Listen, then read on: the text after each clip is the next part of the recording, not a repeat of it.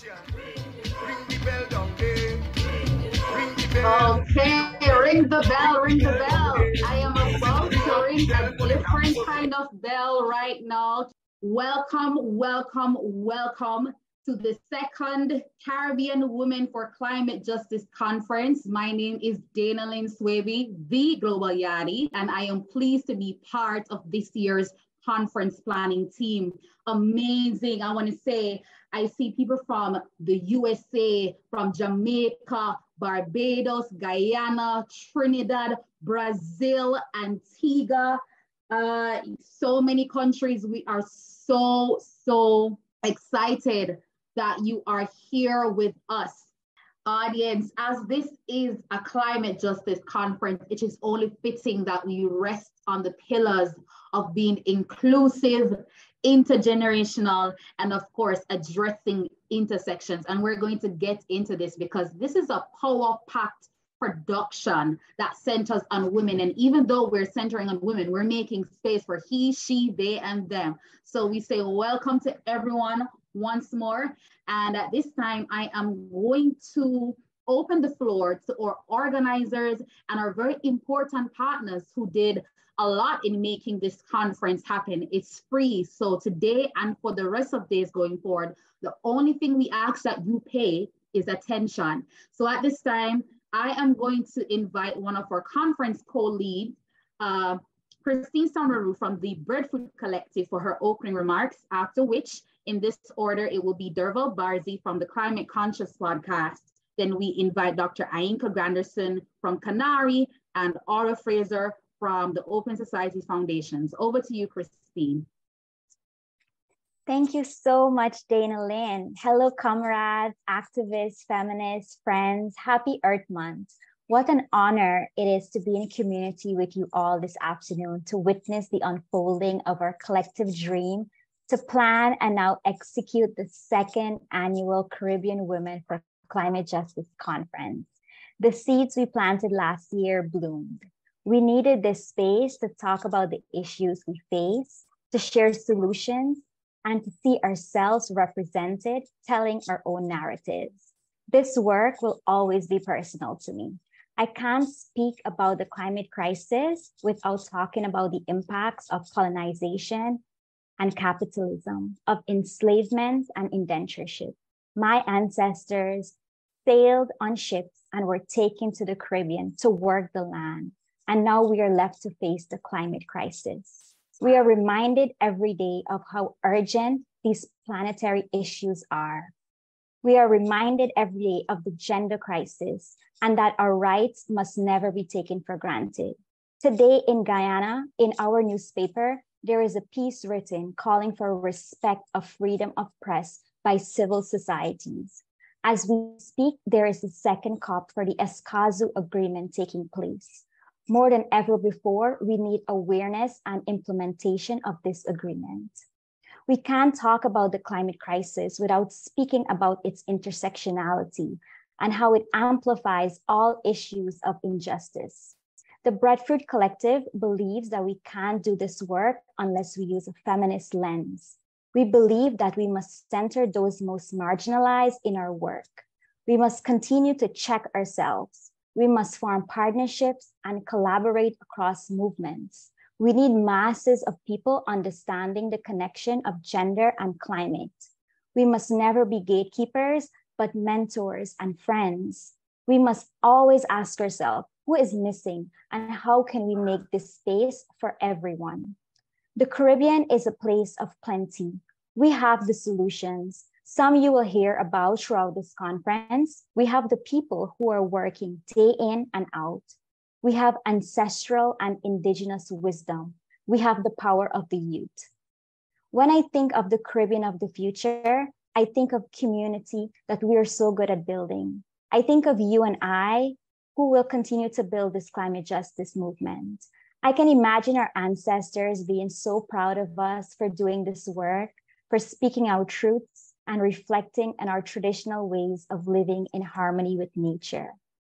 We have started a beautiful, inclusive movement that will continue to take new shape every year. To stay relevant to the issues we face, to include more people doing this work. I've recently learned the importance of calling people's name when the spotlight is given to me. I'm grateful for Janelle, Aisha Constable, Ashley Burnett, Dr. Grandison, and Dr. Joyelle. I'm thankful for those who continue to speak for human and environmental rights right here in Guyana: Vanda, Sherlina, Melinda, and Danuta. I can't do this work without highlighting Andaye and Karen from the Red Thread, and my late grandmother, a grassroots woman who was popular for doing domestic violence and awareness work right in her community in the way that she knew best. Thank you so much to the Open Society Foundation and Canary. Without you, we couldn't do this work. I'm thankful for my teammates, Dana Lynn, Ayana, Afifa, and Derval, who dreamt of this beautiful idea of bringing us all together to speak on the issues we face. Thank you all for joining us this year. Thank you for being here. And with this, I'll pass it on to Derval from the Climate Conscious Podcast. So, Caribbean Women for Climate Justice 2023. It marks the 3-year anniversary of the Climate Conscious Podcast, which was launched on 8th Day 2020. Similar to what we are engaging in here at CW4CJ, the podcast features insightful conversations as we advocate for inclusive, resilient, sustainable development, creating awareness, capturing learnings, and telling our stories of resilience with authenticity. For Earth Day, we reflect on the theme, invest in our women and invest in our planet. Now, this is not just an event. Although we mark milestones with events, we know that what happens next is even more important. Christina and I didn't plan this, but we both acknowledge that, last year we planted a seed, and I dare say the seed has germinated. And we continue to pour into it with the expectation that it will bear much fruit. So as we gather over the next 5 days to unpack the issues, share experiences, exchange ideas, and most importantly, identify solutions, we are leading change from the ground up. So let's discuss what has worked, where we need to focus attention and resources, and what are the tools and strategies for action and impact. My hope is that CW4CJ inspires more partnerships, further collaboration, and collective action to advance the work of climate and gender justice in the region. We're here to celebrate and accelerate impact. So we normally save the vote of thanks for the end, but I must take this opportunity to express my gratitude to everyone that has shown up, to this community for their support, the dedicated listeners of the Climate Conscious Podcast, the event partners, the Breadfruit Collective, Canary, Open Society Foundations, Transform Education, Global Yadi, and our incredible tribe of community co-sponsors who have helped us to promote this event, the service providers, and of course, you, the attendees in the room today. At CW4CJ, we find a common rhythm that will propel us forward to a sustainable, inclusive, and resilient Caribbean. Thank you so much for being here and enjoy the conference. So now I will hand over to Oro from Open Society Foundations. Thanks very much, Derval, and good afternoon to all the participants. Thanks, Derval and Christine and the whole team for putting the second Caribbean Women for Climate Justice event together. It was an extremely exciting, it was an extremely exciting event last year and left me thinking all the time. I'm very thrilled about the new agenda and the guests, and particularly thrilled because a lot of the panelists and participants are people that Open Society Foundation is supporting around climate justice here. I wanted to just, a couple of things been on my mind this week. For us, climate justice sort of operates on two levels. One is the global level where, Caribbean countries are not responsible for the emissions that are causing the climate crisis and impacting on all aspects of our lives. And, that sort of international global thing is very wide ranging in terms of themes, from climate finance and loss and damage to issues of the global financial system. Some of you will have seen how Prime Minister Motley is driving forward the Bridgetown agenda, which we're supporting her on in terms of reforming the international financial architecture in order that countries on the front lines of climate change can survive, adapt, and so on. And then other issues include trade, food security, so it's a very wide range of agenda. But perhaps the part of the work, the other aspect of climate justice is the most on my mind this week is within our countries. And it's about a rights-based approach to climate policy and how people in the region need to participate. Governments need to be held to account. Corporations need to be held to account. And how climate or reflects structural and historic distortions in our society on social, cultural, environmental, political, and economic dimensions. It's this work to participate in climate policy that I'm sort of got on my mind. And over the last few days, I've been reminded about why climate justice is essentially about democracy. It's about race, it's about gender and inclusion and exclusion, and fundamentally about power. A few years ago, a hurricane hit one of our smaller islands, and while the population were displaced, the government sold off their communal lands to international tourism developers. That kind of crisis capitalism, is really emblematic of the challenges we face because of climate change. And this week, as Christine mentioned, female journalists and Indigenous actors working on oil and gas and climate change in one of our countries have been the direct object of attacks by government or government-affiliated mechanisms. So again, it's this reminder that climate justice is not this abstract thing about abstract climate change. It's about these sort of structural things that mark our societies, and the climate justice movement has an opportunity to try and address. So just to finish, I'm really looking forward to the conversations about how the activists in this room are going to engage from the perspective of climate on democracy and human rights issues. And looking forward to hearing about ideas being seeded here that perhaps OSF can support in the future. So thanks again, Derval and Christine and all the other friends. And thank you for having us, and really thrilled at your interest in having us support you. Thanks a lot.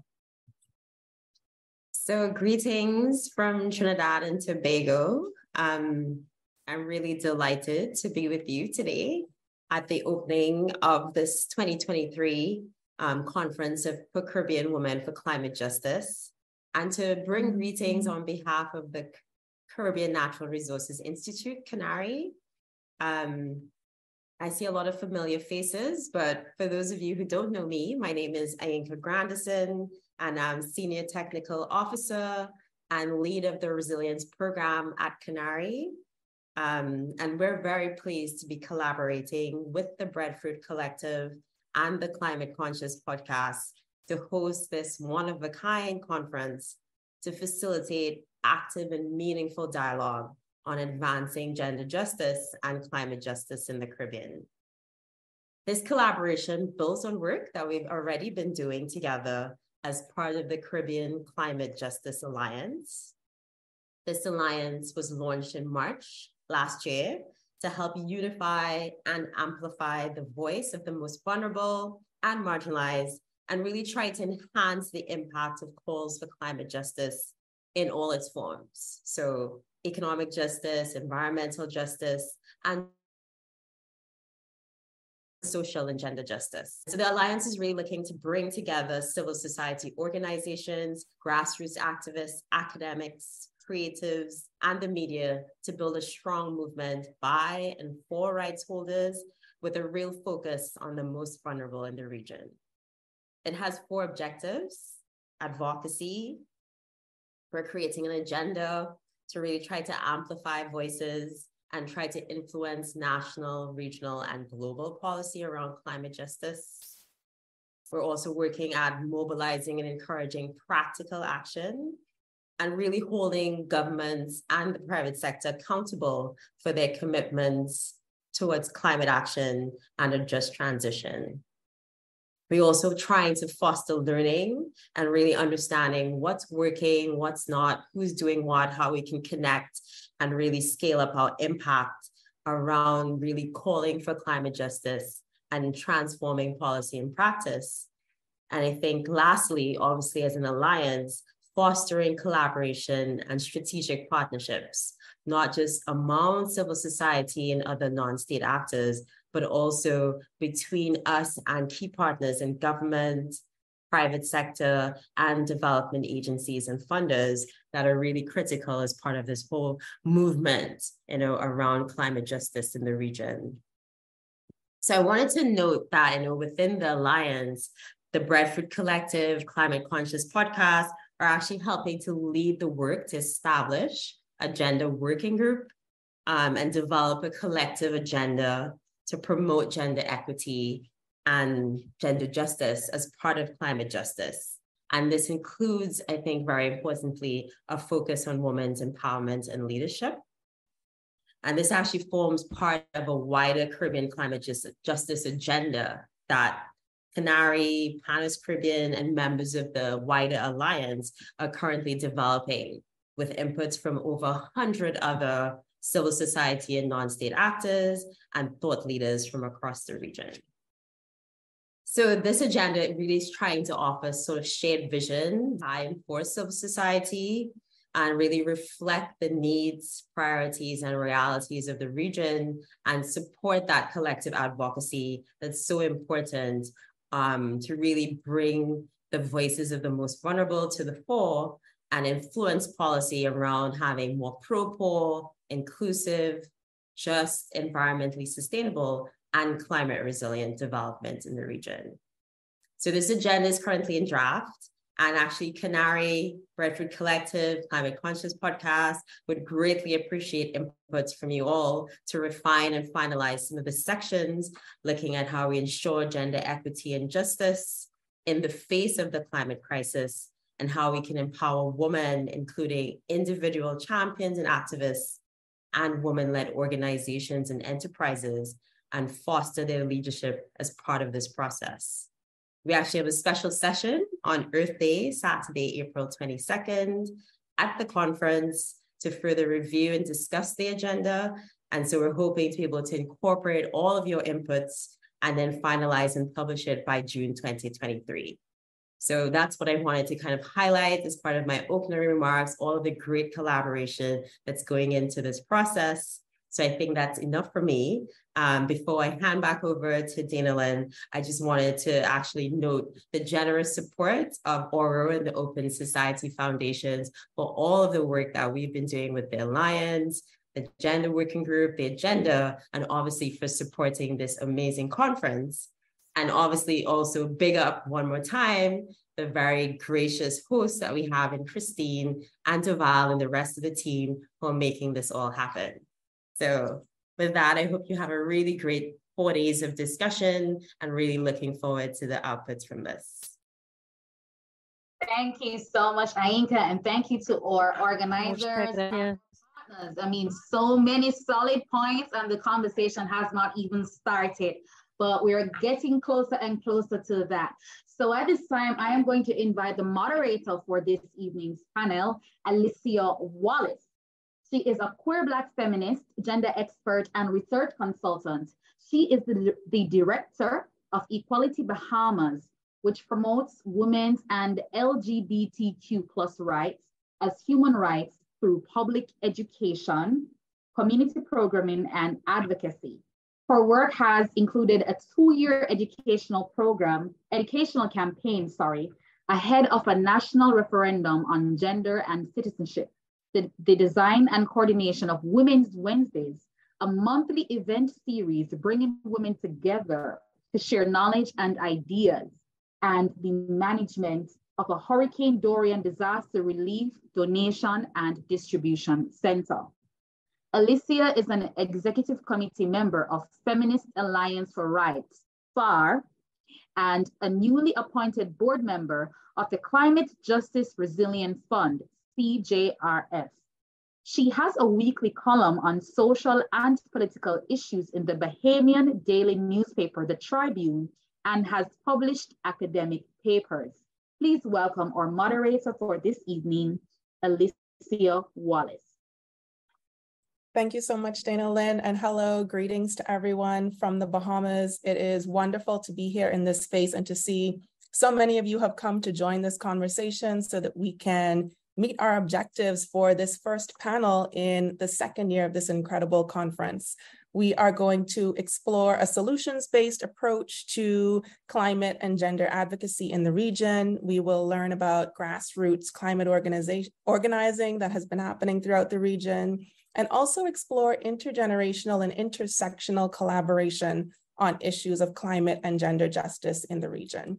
And I know when you come to panels, you usually come to sit and listen to people with expertise, but I really want you to think about this space as a shared space and make use of that chat function if you can. We would love to get your comments and your questions and your ideas flowing throughout this conversation. We might bounce back and forth between some of the things that you're saying and contributions that the speakers are making. And please think of our panelists as catalysts to really get the conversation started, because as you know, this is the first day of 4 days that we'll be spending together.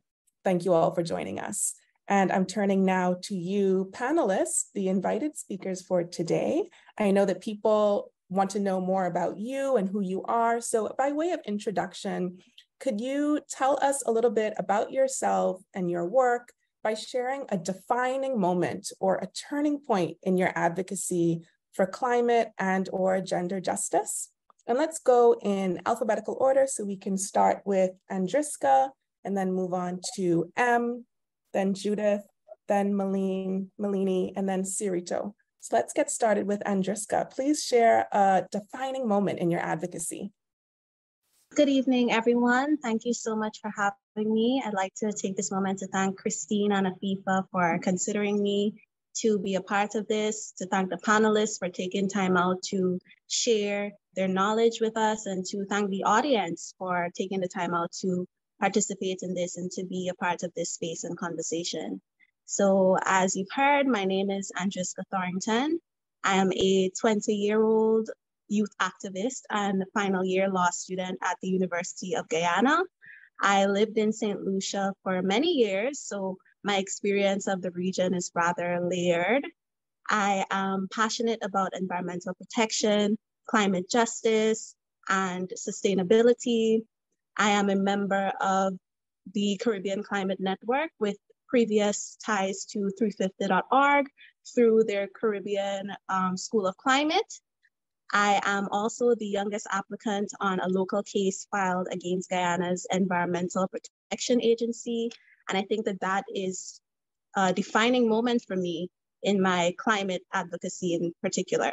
So I'm just going to talk a bit about how I got into the case, as in the process prior to the case's application, the overarching purpose of the case, as well as how it connects to gender justice.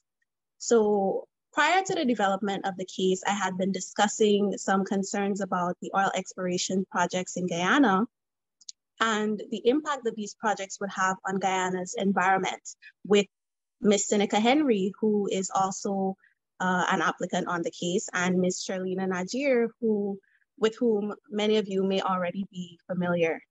So they revealed to me that they had been in contact with Ms. Melinda Janke, who is a Guyanese environmental lawyer, and they arranged a meeting and we discussed Guyana's oil exploration projects in the context of the Environmental Protection Agency and their failures to adequately safeguard against harmful environmental activities.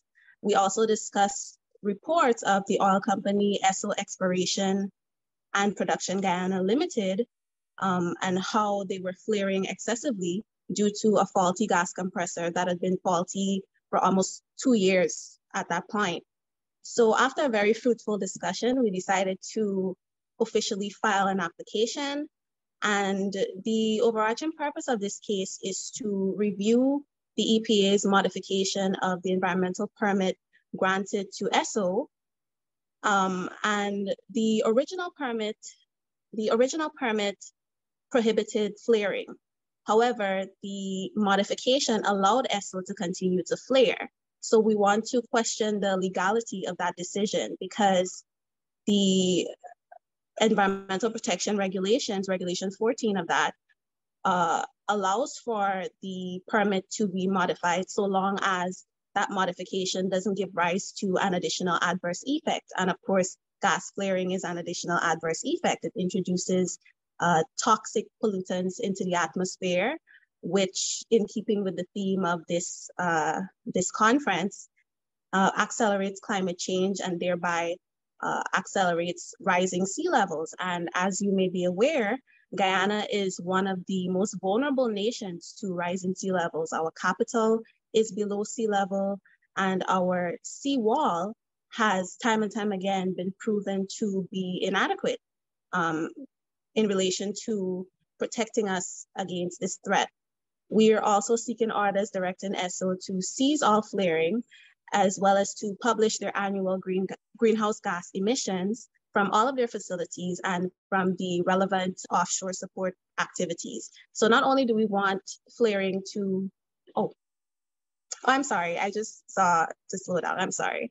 So not only do we want flaring to cease immediately, we also want transparency for the people of Guyana. Now, with how that relates to gender, while I'm not as immersed in the gender space as many of our other esteemed panelists, I do think that a case of this nature, having 3 women as applicants, is monumental, especially in the context of Guyana. So in Guyana, the culture is to be very outspoken within our tight-knit communities. However, when it comes to taking a stance or a position that is contrary to that held by those in power or those decision makers, we tend to pull back and we tend to be very silent and compliant. So to have 3 women take this stance that so many shy away from is so important with respect to women empowerment, because it reinforces that women's voices deserve to be heard and our concerns need to be addressed and remedied. And we're demanding that these concerns are addressed and remedied. And since this case became public, many women have reached out to myself and the other applicants to inform us that they feel very encouraged by our case, and it has prompted them to take action within their own communities. Thank you, Andreska, for sharing that experience. And if you have any links where people can read a little bit more about that work and about the outcomes, please do share those in the chat. I'm sure folks would be interested in learning a bit more. Let's go on to M. Can you tell us about a defining moment in your advocacy? Thank you, Alicia, and thanks to the organizers for thinking me worthy to be a part of this panel. So again, I'm M. Christie. I'm from Jamaica. I identify as a member of the trans community. I'm non-binary. My pronouns are they, them. I am currently living in Syracuse, New York, where I'm a PhD candidate at the State University of New York, College of Environmental Science and Forestry. So a little backstory. Before I moved here, I was an environmental consultant for around about 10 years. And in the maybe 7 out of those 10 years, I was a human rights advocate, beginning at the point when I came out as a member of the LGBTQ community, well, publicly came out anyway. And, while working as an environmental consultant, there's a particular frame that we use when we're doing our work. For example, linking all our findings and our approaches to the regulations that are set forth and the requirements that the client has in terms of the projects. And it wasn't until I started to work with human rights advocacy that I realized that there was a lot more to doing all of these environmental analyses that we're doing. You know, the critical element of local experiences, community experiences, personal experiences that were being omitted from our analyses simply because they're not reflected in regulations. And that kind of set me through a loop of, you know, wanting to do more with the knowledge that I had as a chemist. And that's how I ended up in a PhD program in environmental science, where I now consider myself a critical environmental sociologist.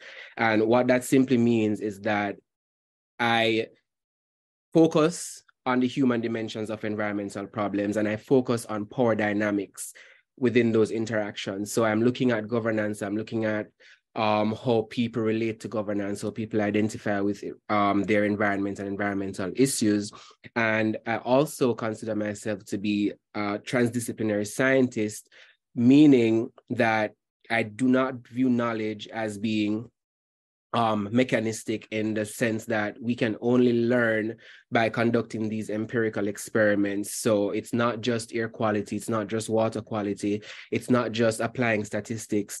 As a member of the LGBTQ community, and I'm sure a lot of others can identify with this on this in this meeting know that we are experts in our own experiences. We have a lot of knowledge by virtue of our positionality as members of the Global South, as members of the Caribbean and other regions that we're from, as racialized bodies, Black people, women, LGBTQ, disabled.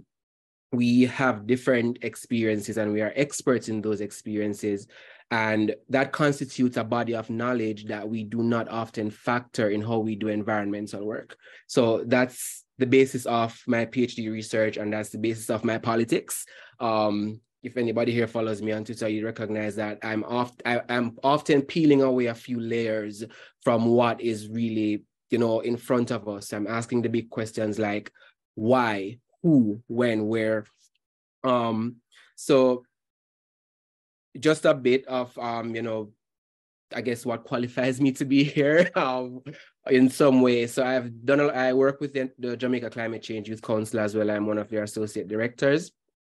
And I do a lot of work in terms of climate justice and queer experiences.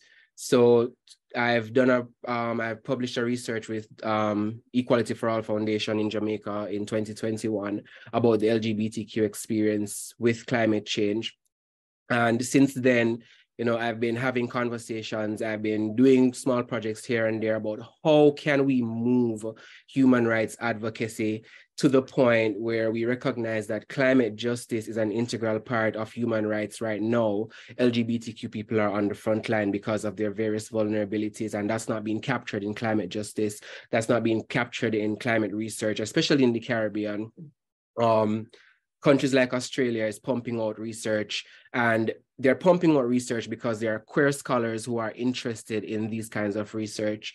We are not seeing that in the US, we're not seeing that in the Caribbean, we're not seeing that in the West in particular.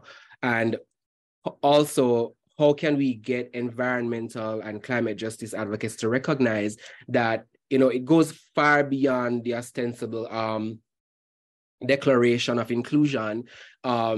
Climate justice for decades have focused on women and children, but we are not seeing the focus on homelessness. We are not seeing the focus on disabilities. We're not seeing the focus on LGBTQ communities, and all of these people, all of these different communities are, you know, we are all oppressed bodies within climate justice. And my work really centers on broadening the scope of environmental advocacy and human rights advocacy, so much so that we recognize the inherent overlaps in what we're doing. And hopefully we can move forward as a unified voice in calling for justice in its various forms. Thank you for that. I think it's very important for us to think about the ways that different communities and people of different identities are impacted by certain crises. We think about climate justice or the climate crisis as something that's affecting small island developing states, disproportionately impacting the Caribbean and of course the Pacific. but also drilling down a little bit deeper, like you said, peeling away some of those layers and thinking about specific communities like the LGBTQI plus community, lesbian, gay, bisexual, trans, intersex, and queer folks as well. I'm going to jump a little bit to Malini, because I know your time with us is limited. Can you tell us a little bit about your experience with organizing the hearing, the landmark hearing with the IACHR, the Inter-American Commission on Human Rights in October of 2021, and maybe connect that to how we can use legislation as a tool to bring about justice for people and the environment in the Caribbean? Sure, thanks so much. And I just want to say how much I enjoyed the speakers who came before me, just very powerful presentations and very inspiring. And I just really respect the work that you're doing. So for those who may not know, the Inter-American Commission on Human Rights, IACHR, is a regional human rights body that has promotes human rights in the Americas, including in the Caribbean. And they do so through a range of mechanisms, including this hearing mechanism, which is a non-judicial mechanism that provides a platform for constructive dialogue that allows people from different countries to come before the commission and engage in dialogue with their governments, with the commissioners who are experts in human rights. And there are other mechanisms, more contentious mechanisms as well, but I find that the hearing mechanism provides a platform for constructive dialogue. But for me, the hearing was simply a meeting place. I mean, it's many things, but I think the most impactful thing was that it was a meeting place for people in the Caribbean to convene around an issue that united them. And the issue was, of course, environmental climate justice and its interlinkages with human rights. And it provided just a very elevated meeting place, meaning we were meeting at a venue that was regional in scope, that would put spotlight on our issues and so on. And I think one of the most important outcomes of that process was the linkages that we were able to build across communities in the Caribbean. So to give you background, I'm from an organization called Freedom Imaginaries, and we use human rights law to tackle legacies of slavery and colonialism with a strategic focus on extractivism. In 2021, we started engaging with communities and organizations across the Caribbean with the idea of presenting a request for a hearing of the Inter-American Commission on Human Rights on the issue of extractivism. Well, the hearing was on extractive industries and human rights, because that is the language that you have to present to bodies of that nature. But the underlying issue is extractivism, which is not to be conflated with specific extractive industries, but rather the system and the structural forces around the way natural resources are consumed and used, and the dynamics, as Aura was saying, of power and power imbalances that decides who gets the benefit and who bears the cost. And of course, we know who bears the cost. They're racialized communities and former colonies, such as the countries in the Caribbean. So, we presented this issue to the Inter-American Commission. We focused on the human rights abuses that exist in the extractive sector across the Caribbean, with a focus on countries, specific countries, Jamaica, Guyana, Haiti, Trinidad and Tobago, the Bahamas. And we used a human rights-based approach, which used human rights law and tools to show how extractive industries were violating human rights, but specifically the human rights of the most vulnerable communities. And those communities are indigenous, rural communities, women. And when you look at intersectional identities, I mean, what these environmental injustice issues do is just magnifies the vulnerabilities that you already face. What else can I say about the hearing? The outcome of the hearing was, the commission made strong statements about the issue of extractive industries in the Caribbean with a focus on climate justice And coming out of that hearing, we were able to build on those connections to continue our work in the region, including in Jamaica, where there's litigation going on right now with respect to the extractive sector. I won't go into that because it's pending before the court. But I was actually prepared to answer the question on like a defining moment in my career. So I will or in my work. So I will just kind of end it there, which is to say that the most exciting or important part of my work is not really what happens at the Inter-American Commission. It's what happens in communities, because the most defining moment was when I became a community lawyer and did community lawyering. Yes, the Inter-American Commission platform is wonderful. Yes, litigation before courts is important, but it is a work that happens in communities because, we exist together. Like we exist in, we have to live together in ways that are, like build solidarity, principles of solidarity and kindness and living good together. This legal profession it teaches you philosophies of separation. You're a lawyer over here, you're working for your client over there, you're exchanging money, and there's a certain elitism as well that goes into the whole legal profession.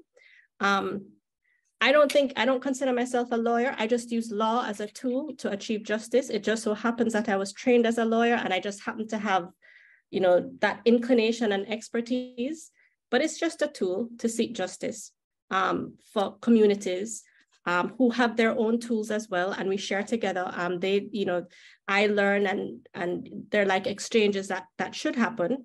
And community lawyering is about understanding the visions that, are on the ground, the visions of how communities want to live and exist in the world. And it is about using legal tools to accomplish that vision, not just for one person, but in a transformative way that allows for, structural change to take place. And that has totally revolutionized the way I do law. As I said, I don't consider myself so much a lawyer as someone who uses certain tools to achieve justice, and law is just one of them. So I think I'll leave it there for now. Thanks so much again for inviting me, and I look forward to hearing the other interventions. Thank you so much, Malini. I like that phrase that you said, living good together. That's definitely a goal to hold on to. Coming to you, Judith, educator, trainer, facilitator, advocate, researcher in the field of gender and development in Jamaica and across the region. Given the long-standing nature of gender advocacy in the region, what can the climate justice movement learn from the gender justice movement? Thank you so much, Alicia. And all the members of the Climate Conscious podcast, the Breadfruit Collective, the team in Canary. I can't tell you how honored I feel to be amongst you all. It's just very assuring and encouraging. I really, really appreciate it. I apologize. I mixed up the EST Jamaica time business. I was ready, but I was waiting for the wrong time. Anyway, here we are. You said it all. I don't have much else to say about who I am and what I've done in this work. My defining moment has to do with Jamaica and what we experienced during COVID and post-COVID. And a particular project strategy called Build Back Better, which many governments adopted, and I remember some international organizations. So during the COVID time, the Build Back Better was welcomed, of course, amongst the thousands of families we have living in poverty, because it did provide access to cash in some cases, access to resources that they could not otherwise access, food, sanitary napkins, food for children, etc., which they could not otherwise accessed because of COVID lockdowns, because normal trade between countries was all null and void for a couple of months, etc. So I cannot say they were not necessary. But we also, those of us who were observing COVID from another angle said, well, what COVID did was to expose how deeply impoverished thousands of families and communities were. You get poverty stats, and poverty stats are poverty stats. When you investigate the lived experiences of these communities and their families, if you're honest about it all, you recognize that somebody said earlier on, you have to go behind the numbers. So what it did for me was to say, in respect of climate change, this was my defining moment, and climate justice.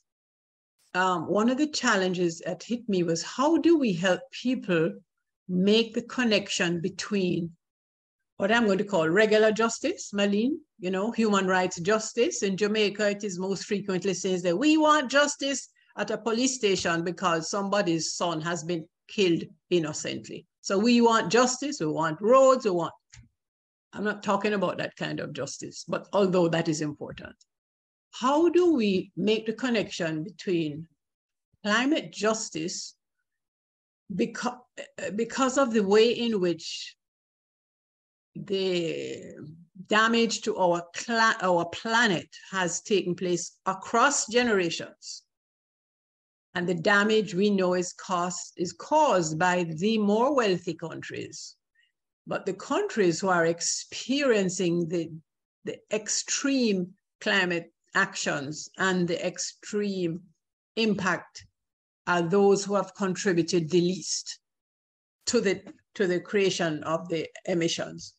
That to me hit me as the epitome of global inequity.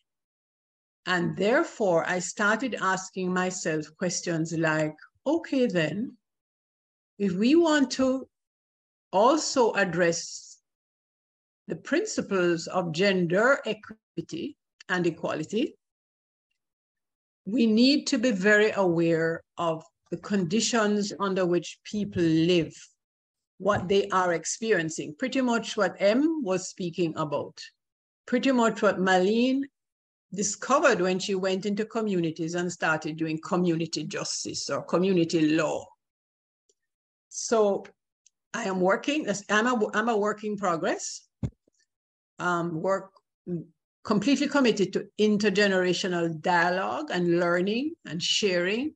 But this particular experience of working now in my own mind to demonstrate how climate justice and gender justice they complement each other, they support each other. Together they become a multifaceted tool for us to take on the global inequity, which is what the climate change challenge is presenting to us.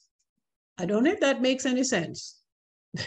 But when it hit me when I thought, I can't just pretend it's not life as usual. It cannot be, either on the poverty side, on the gender justice side, or the climate justice side. So that is what I want to contribute at this stage. But I also would like to add one last thing. I reminded myself, and I'm sharing it, that when we are aware of the impact of poverty on the lives and livelihoods of people, the data is there, but we have to make sure we look behind the data and hear of people's actual experiences in poverty.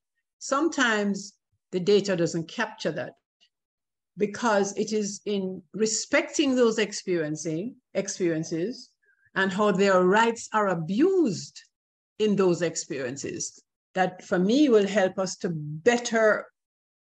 be more successful as we work towards climate justice and gender justice in a way that complement and support each other. Thank you. Thank you, Judith. You definitely picked up that thread throughout that's been kind of being woven throughout the conversation, with Em talking about the differences and experiences based on identity, and Malini talking about connecting to people, and you named it, that inequity that exists.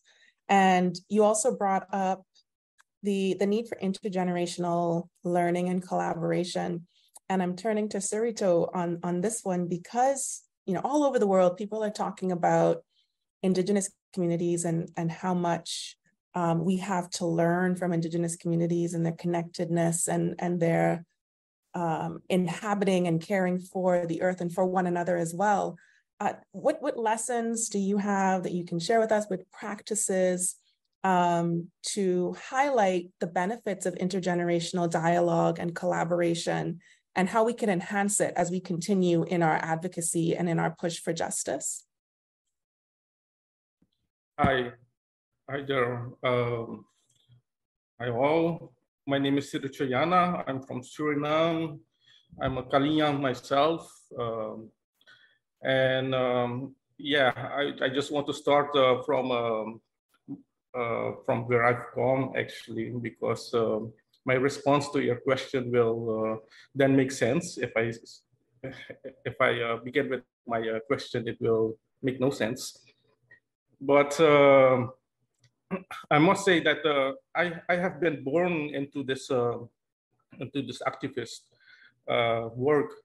I didn't want it to, because I wanted to be an electrician, and that is what I studied at school until I got a chance to study in China. But the government didn't want to help me, because I'm one of the poor one. I'm an indigenous people myself, and we didn't have any sponsor.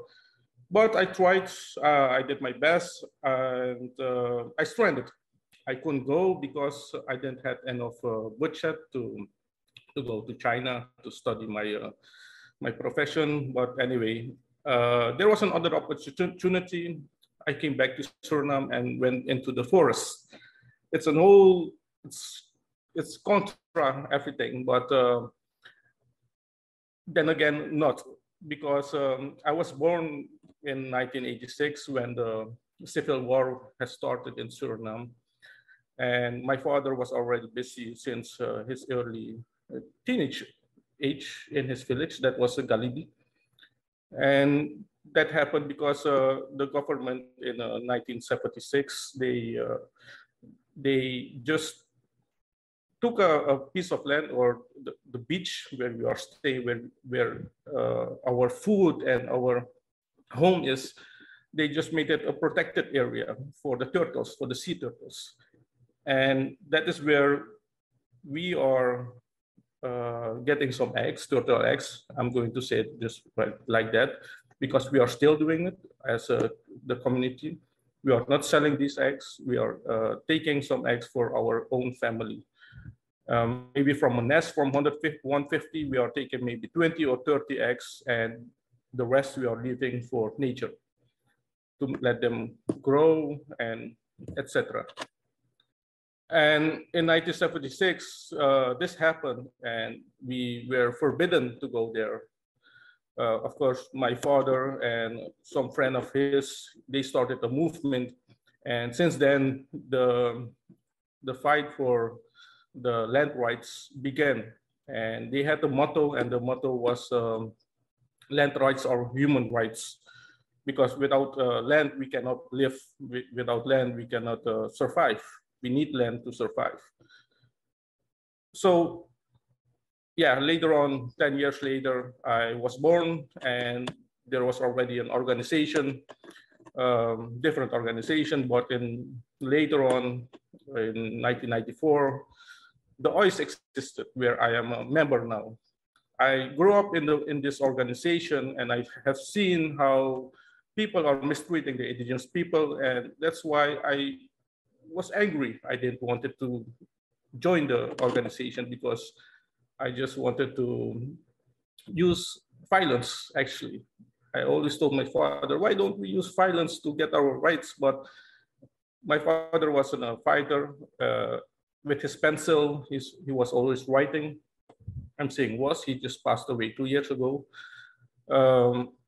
And I saw it later on, like 50 years ago, I have joined. So that's the story of the study. I could go. And I went to the Amazon and took this course. The first course, the first training what I had was with women's. And my mother always told me that in the village is the woman actually the most important, the men as well, but the woman is very important to keep the peace, to keep the family, to raise everybody healthy, good and strong, and to be respected actually as well. All the children, because the children are staying mostly with the woman from breastfeeding until we can hunt for ourselves. So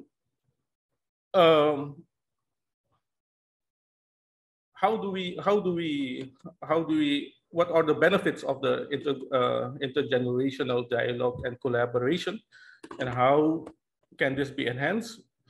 Well, in our indigenous way, I would say we learn this actually from experience and wisdom. And where do we find this? It's with our elders, with our mother, father, grandparents, and of course those stories of our grandparents that already passed away, the stories of the payay as the shaman, etc. All of these stories. Respect and patience is what we are learning from our mothers, and that already help us actually to survive and exist until now. Men respect women and vice versa, of course, young people to the elderly and vice versa. Listening and understanding has allowed us to survive actually to this day. And what we know, what they put on the paper, we as indigenous people, we know that it's more than that, but what they have found in Suriname is that we go at least 10,000 years ago. And in these 10,000 years, we have always worked together.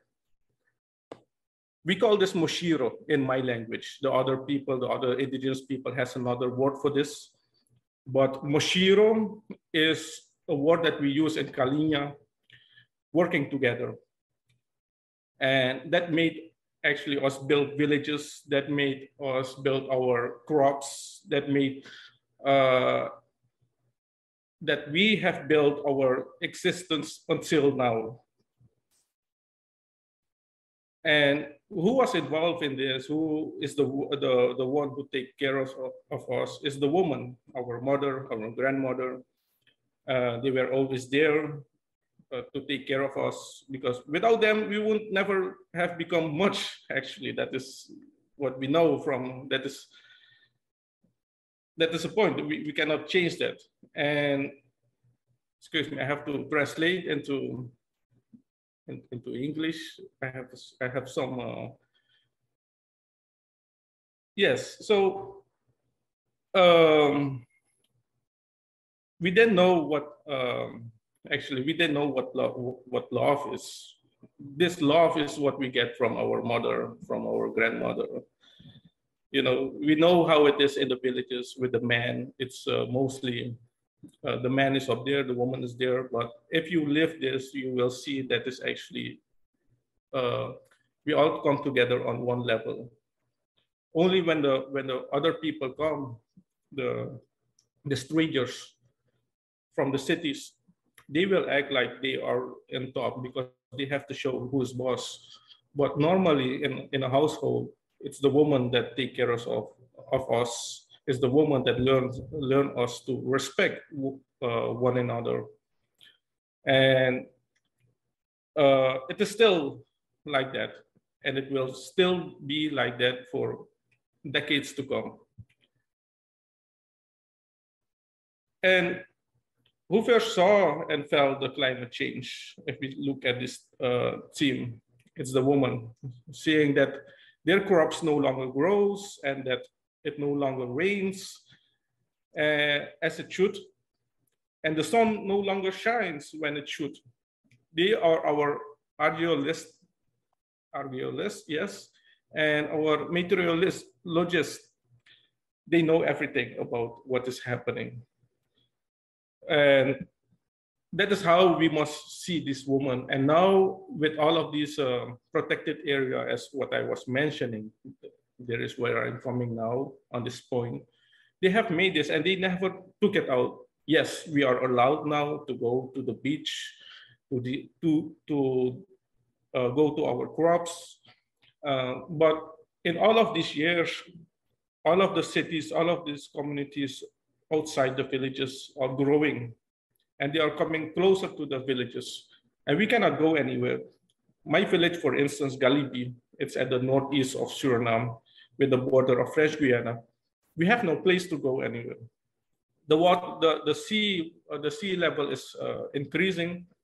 Our biggest tourist accommodation has washed away. That is because of the water. It's increasing, it's getting high, we cannot do anything, and nobody is helping us. None of the government is looking at us, and we cannot do anything. We don't have big machines, we don't have big companies, we don't have money. The only thing that we are asking is the government to help us to see a way, maybe to build a dam, but maybe to, how do they make the beaches in the other countries or in Suriname as well? They are using equipment to get the beaches high, but the main village, the only village, the original village of Suriname, they don't want to maintain. They don't want to help. And there are people living there, and we cannot go left or right. It's like an island. And nobody is turning around and looking at us. And who is staying there? It's only the elders, only my grandparents, and these generations, because all of the young ones can now study abroad. They are studying in the city, but it will take a while before they are there actually to go back to the village to help them. And I think at that time, the village has already washed away, because at the back of the village, we have a lot of water, a lot of things. And that is not only happening in my village, it's happening also in other villages. In the other villages, we have the miners, the illegal miners, we call them the garimperos, etc., polluting the water. As we know, just a month ago or 2 months ago, about the people in Brazil, it's just actually what is happening in the world. They are dying. 3,000 children died in 1 week. And that will also be happening in Suriname and also in other countries if the government still goes like this, if we don't help each other, if we don't listen to each other and respect each other. Back to our culture. And this is what we want the other people, how do you say it, intingi, how that they must, we want them to have an ear for us, to listen to us, and as well to respect us. That's the only thing. We don't need big companies. We want our rights. With this climate change, is getting more difficult for us and more difficult for the people, for the handicapped, for the women, for the younger, for everyone actually, but more for the women and for the elders and for the young ones. There is almost no future for them anymore, because I will say I'm living also as well in the city, and everywhere I'm using transport, I'm using the airplane, I'm using a taxi, I'm using my car, I'm polluting as well. I'm helping as well on this climate change. Everybody is helping to get it worse. I cannot say I have 10 clean fingers, because I'm also destroying the world. We all are, and we cannot go 100% green, because that would make us again Stone Age or whatever, how you want to call it. But we can help each other actually. We of the people of the city, we have electricity, we have water, we can go up, we have airplanes, but my family in the Amazon doesn't have these things. They only have a boat, they only have their mindset to go elsewhere, to go higher. And even that is not possible anymore because the government is giving everything away. The law is there to protect us, but the law is only on paper. And the law, as not in all countries, it is the same. If we look in the big Brazil, where they have everything, where they have the military, the police, with the Air Force, and they even cannot fight the illegal miners. And what about in Suriname and the other poor countries? It will be a disaster. It already is. In Suriname, it's already, it's 93% covered with green. We are proud on this, but how Saudafiel is it? How healthy is our 93% of forests? That is what we have to look into. It's very, I am proud on of my country. We are making a very big statement, but we all should look at the little people. And I don't want to call myself poor people because we have everything in the forest. We don't need pharmacies. We don't need supermarkets. We have everything. We are actually rich people, but we want to share this rich with everyone. We don't want to keep it in the banks. We don't want to keep it in the vaults. We want to share it. And we are asking actually the world to help us to share this beauty and the richness that we have. So that is what I wanted to say for now. And thank you for this opportunity. It's an honor to be here. You know, fighting in this world with a pencil and a pen. It's not easy because we are getting killed literally. Our leaders are getting killed by the governors, mostly by the governors, and because these illegal miners are getting the papers and also getting all access, because there is no security, there's no protection for our people. The only protection what we have is a spear, a bow, but we can only do so much with that. And we have our shaman that tries to protect me because I need to go out there between all of them, but still it's not enough. But we will survive anyway. That's the point what I wanted to give. We are all here. We are all here actually to seek opportunities, to seek a solution together, to put all of the minds together, and to see how we can come to a solution calmly and not in war, not with guns and knives, no, but with intelligence and with caring and love. Thank you. Thank you, Sirito. You've given us so much to think about and given us a lot of insight and complicated some of the things I think that we often think we understand by challenging some of those ideas, particularly around our participation, our use of, like you said, fossil fuels for transportation, even if there aren't very many other better options. I did notice that someone in the chat raised something kind of almost opposite to that so many people are doing something to move us toward climate justice and might not even recognize that they're doing that work. And if you ask them if they're doing anything about the climate crisis, they would say no. But when you really interrogate what they're doing, you find that there's more there. And I think you've kind of raised some similar nuances. So thank you for that. I know that, Andriska, you wanted to say something about intergenerational dialogue and the importance of connecting generations, particularly as we build movements and strengthen our advocacy. Do you want to jump in here?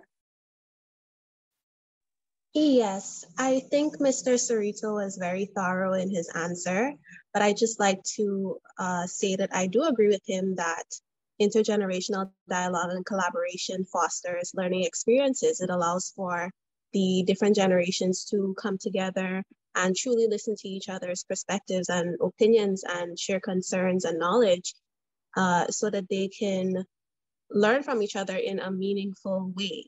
And it also creates cohesion in solutions, because if the different generations are expressing their concerns in such spaces, then the solutions that come from those spaces would be comprehensive, because it would address multiple concerns that span across the generations. As to how it can be enhanced, I do think that, of course, more young people should be involved in important spaces and important conversations, but in a way that isn't symbolic or tokenistic. And I think that that's seen pretty often in Guyana in particularly, and I hope that the other panelists will let me know if that is the same in their country. But what often happens is that the youth are being included in these spaces and in these conversations, but they aren't given real active roles. And while we do see this improving, for example, in the Young Influencers program that the Ministry of, that the government had recently, that the government launched in 2021, my bad, where they got young people from different backgrounds to who are interested in their communities and in giving back to their communities. They got them together, they trained them, and they allowed them to participate in ministerial projects that relate to the youth and that relate to them. So I want to see more of that. I think that that could definitely enhance intergenerational dialogue as a tool for the achievement of our goals set out in our movements. Thank you, Andriska. It's a great addition to what Cerrito mentioned earlier. We're coming to the time for questions and comments and ideas from those of you who are joining us for this session who are not on the panel. So do start to think about what you might want to ask or contribute to this conversation. As I mentioned earlier, the panelists are meant to be a catalyst for a larger conversation. So please put your questions and comments in the chat. We'll be paying attention to raise them. And just to give you a little bit of time to think about that, to formulate your contributions, I'm going to come back to Em with a question about tools and practices for advocacy. Are there any that you hold near and dear, any that you have found to be particularly useful or that you want to begin to develop in collaboration with other people? Thank you, Alicia. I'll preface this answer by saying, I don't consider myself an expert in advocacy. I advocate for what I believe in, and in so doing, I pick up tidbits here and there. But I just have a couple things that I want to mention here that I think they all intersect with each other, and if we approach this with the underlying intention of creating space for the voices that we're advocating for the experiences that we're advocating for, these four things should, in effect, offer some sort of amplification to what we're doing. And the first one is community and grassroots organizing. So our advocacies usually center on some problem, right? And there are different definitions of a community. There are different definitions of a public in terms of who we're advocating for and who we're creating these messages for. So it is important to identify the community, and it is important to engage the community in framing the problem for which we're advocating. So, for example, within the LGBTQ community, climate change is not at the front and center of our concerns, because we have so many other things that we need to be thinking about, and I speak 100% from the experience in Jamaica. You can let me know if it's different or similar in any other Caribbean country. But we're now going through a constitutional reform process, and we're being told that equality is not on the agenda for constitutional reform, and that might have far-reaching implications into the future in terms of how we bring LGBTQ people into the remit of climate justice, for example. So our issues are centered around access to education, access to employment, access to healthcare. How do all of these issues within the LGBTQ community, for example, fit within climate justice discourse? Are there linkages? Is there a way to advocate for these particular things, but also ensure climate justice gets applied to the LGBTQ community? So again, identifying the community and engaging the community in framing the problem. We have to collect data. Our governments continually tell us that, we make data-driven decisions. And in Jamaica, for example, there's no law on the books that prevent LGBTQ people from accessing healthcare, from accessing education, from accessing employment. All of it is due to social norms and culture, where we have a history of colonization that left us with the Bugri law that evolved into a culture of homophobia, for example, and that keeps us out of accessing all of these things. So if our government can say, well, there's no law on the books that's preventing you from accessing these services, and there's no data to say, hey, we are actually not being included, we're actually kept from accessing these services, then they'll continue to deflect and continue to say, we don't have a problem. So for example, right now, unemployment within the LGBTQ community in Jamaica stands at near 50%. In Jamaica, it's about, in the wider population, it's about 6%. Without information like that, without data like that, or legislators will not be compelled to move. So effective advocacy is also hinged on having current, disaggregated and applicable data, and that's data justice. Data justice is a big component of any form of justice that we're thinking about. And thirdly, we need networks, right? So as advocates in our own niche areas, we need networks in other areas to expand the reach of our advocacy. So in some instances, it begins to feel like I'm a lone voice advocating for LGBTQ inclusion in climate justice, which is why I'm so appreciative of being included in this space. You guys are, with the networks I've created with, for example, Alicia and Janelle, JCCYC, Girls Care, YPAC, I've been able to spread this message that we need to be doing more. So creating a network, strategically creating a network and maintaining those connections are also important for developing strong advocacies. And the final one is consistent messaging. And, we are interested in so many things, and the issue of justice is very big. It's very broad. Climate justice, climate change are very big problems, and it's easy to get consumed within the bigness of it. So we have to be able to find ways to communicate climate change and climate justice to the people who need to hear it, who need to be taking action towards compelling our government to act on climate change. And that involves how we frame our messaging. So being consistent and framing it in such a way that people can understand. And this involves issues of communication and storytelling. Who are the people who are being featured in this conversation? Who are the people who are telling the story? And again, that comes back to the community, that comes back to the networking, that comes back to having the data. So, I'll pause it there because there's a bunch more, but for me, I find those 4 things to be super critical in developing effective advocacy strategies.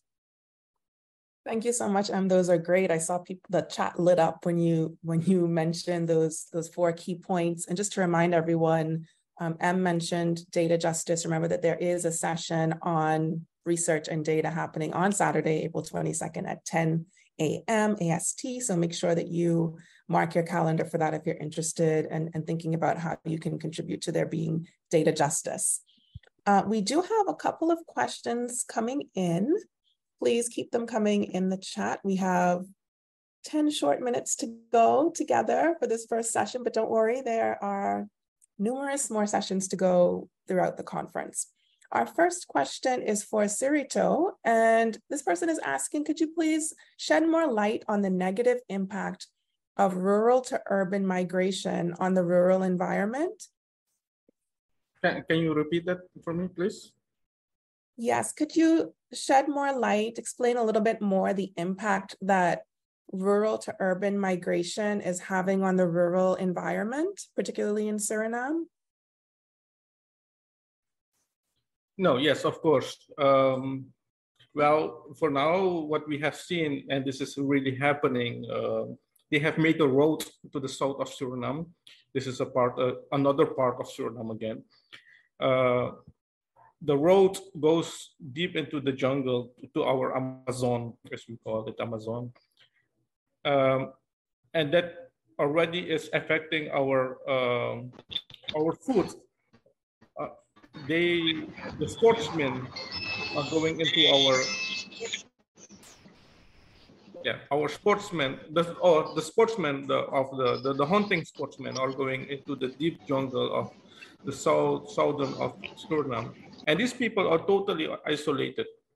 There are no cars, there are no boats that can go that way. So the only thing that goes there are airplanes, and that's we can control. But now that there's a road, and the only people that has cars are the rich people that has those four-wheel drives goes there, and doing this sport hunting, killing a lot of animals and leaving a lot of plastic and etc. in this area, where actually our animals, our food, the food chain is breaking. It doesn't exist more as before. And this is just 5 years ago, it's been happening. And now the people are having less meats. The fishes, they cannot share actually to other families anymore, because the fishes as well, they are getting smaller, because you have the sport fishermen, or not the sport, the commercial fishers, who are taking the fish and selling it in the city. And the people, my family in the south of Suriname, they're having less fish, having less food, and they cannot go left or right, because if they do that, the government will not accept this movement of them. We are isolated already. We are not getting a lot of help of the government. We have to stay there because of the health system that they created, and the health system and the education is not 100%, it's like 50% or less. So the impact what they have on us, and with everything, with all of these new technologies that they are going, they actually they want to help us, but again, destroying us. As in the beginning, when we were isolated and had no contact with other people, with the city, we didn't need clothes, we didn't need a telephone, we didn't need anything. We were okay. But now they converted us into Christians, and what happened? They left us. Now we need clothes, but we don't have money to buy these clothes. We don't have money to buy these Bibles. We don't have money to do nothing. We don't have work. We don't have these things. Or we have work, but we don't have the system same as the city. So every little involvement of the city that is going into the villages, it's actually, they want to help us, but it's actually making us poor. So they are converting our thoughts and leaving us with nothing, actually. So that is how we got poor, by that's how they are calling us poor, and that is how it still exists. They are bringing internet now into the village, but we have to pay every month for this internet account. And these internet accounts are very expensive because there's no line into the villages. And this internet is like 500 or 1,000 or 2,000 euros or dollars, which we don't have any, not even Surinamese dollars. So the effect that they have on us is very big.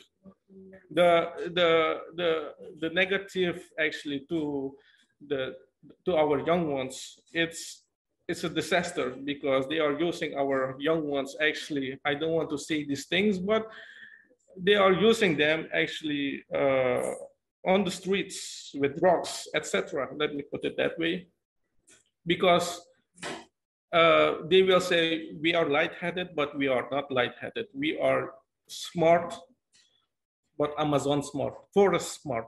Everybody has a smart system. You have street smart, you have everything, the study, what you have in the city, we have it in the forest, but we have it another way, spiritual way, another way of living. But when we go into the city, you have these people that know these tricks to get our young ones involved, and it's a disaster. I have seen it with my own eyes. I've tried to stop it myself, but it's just a drop of water on a heated pan. So yeah, the effect is every day. The effect, the negative is every day. I know that most people want to do a positive, but everything turns into a negative. That's why we said we have to go back to our roots. We have to see how we can resolve this, and we have to pay attention and respect and listen to each other. And the only thing that we are asking is to have respect for our culture and our heritage, for everything that we have, actually. And everything that we have is actually nothing what the people of the city have, actually. It's nothing that you can hold into your hands. It's just, see it like this. We don't want to sell our lungs, because with our lungs, we cannot breathe, we will not live. So that is how we don't want to sell our home. We don't want to sell our trees. We don't want to sell our forests. And that is how we want to help actually to this climate change and to this, all this happening in the world.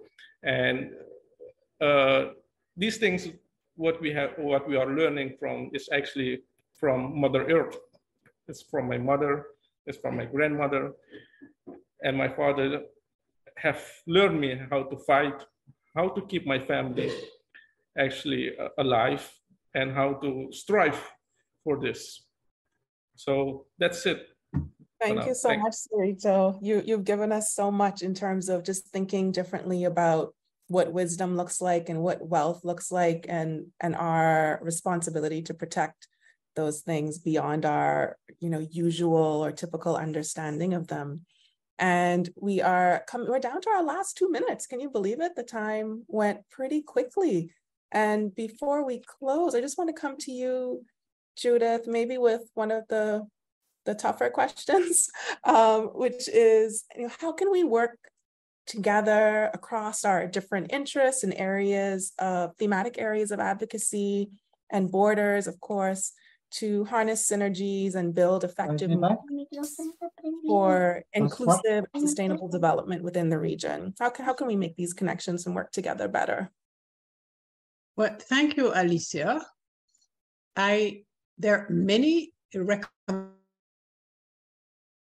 recommendations have been in this conversation. I'm sure when we listen back to the recording, which I am going to do, I'd be able to identify far more than I can recall. I also want to link up back with Andriska, yes, Andriska, and to say that whether we work across generations, within generations or not, the business of us listening to each other, and not only listening, but hearing in a real way what our experiences are, how and why we're being discriminated against. Do we each understand why the other is being discriminated against, and how can we help that not to happen? So as we are interested in the sustainable development approach, and when I say that, I am mindful sometimes of the need to single out human development, because sometimes sustainable development gets lost in figures of the performance of the economy and the numbers, right? But how we can do that, I think, is, as one of our panelists has said, is to draw on our experiences. Em made the point that we do need data, that's true. But our experiences of conversations, the lives of our indigenous communities, not just in Suriname, but also in Belize and Guyana, they can best inform what we put as priorities. I would say, for one, in respect of sustainable development. And since sustainable development naturally cuts across generations going forward, then it behoves us to engage generations in the conversation now, to give generations to come as much support. I use the word support advisedly, because generations now have their own experiences and energies and understanding. So we bridge that gap with being respectful and being open to learn, open to share, and to do that without judgment. Just like it took us a couple generations to get here, both in respect of the damage that climate change has done to our countries and our communities, it will take a couple generations going forward to get us to the point where we have this sustainable human and other development that we know our people deserve and have a right to access. Thank you, Judith. And like you said, I think we'll all watch the recording and pull out so much, but you have all, every one of you panelists have brought so many great insights, so many things for us to think about, lots of complications to seemingly straightforward issues and experiences. And one of the very strong common threads throughout this conversation has been people, focus on people, and understanding that we are living in the same world, we are sharing an environment, but we're having very different experiences and having very different impacts on our lives based on our identities, where we are located, and so many other factors. And that's something to keep in mind. I want to echo what Malini said earlier about living good together and using what we have as a tool, maybe not letting our vocations become our entire personalities, but using our positions, our careers, our knowledge as tools to move us all forward as a people and toward our goals for a world that is equitable and peaceful, and that we and future generations can enjoy. And as I close, I just want to leave you with the words, the insight, the provocation from a Bahamian artist, Angelica Wallace-Whitfield, who was engaged in a street art campaign where she was spray painting all over the place. Hope is a weapon. Keep that in mind. Hope is a weapon. It's really important for us to remember that we can build a better world. We can improve our circumstances, but we have to believe it first. That's what hope is, along with, it's a belief and it's also an action, using it as a weapon. Thank you everyone for joining us and being a part of this conversation. Please take a minute before the Zoom closes to scroll through the chat. There are some great links there that you'll probably want to share. And be sure to check out the calendar of events that will continue on into the weekend. And now I'm passing over to Dana Lynn to take us through the evaluation and the closing. Thank you so much, Alicia, and thank you to our panelists for the diverse, deep perspectives that you shared just now. Saw the comment section, it was so lively, so lit, and we are so grateful for everyone present here. And I want to say thank you again for joining us for what was the first in an amazing series. We did promise you a power-packed production, and I do think Day One delivered on that based on your comments and how you feel. So don't forget to join us tomorrow for our second panel in the series, Gender Sensitive Leadership for a Resilient Caribbean, moderated by Aisha Constable, founder of Girls Care and YPAC, and we saw her today. So I want to say thank you for supporting. Our panelists are in this order: Immaculata Casimiro, who is the Indigenous and Human Rights activist on the panel; Indu Sharma, Director of QED Consulting; the Honorable Dr. Joel Clark. We have a minister in the house, Minister of Sustainable Development from St. Kitts and Nevis. And we have Ruana Haynes, who is an international climate law specialist, and Vidyartha Kisoon, who is a human rights educator. So another diverse panel, interesting perspectives. We're looking forward to seeing you again tomorrow. Thank you so much. You have been a gracious audience. And again, we thank our panelists for taking the time and giving us such insights into your experiences and just strengthening this community towards climate justice. I'm Dana Lynn on behalf of the Caribbean Women for Climate Justice conference team. Thank you so much and do have a wonderful evening. See you tomorrow.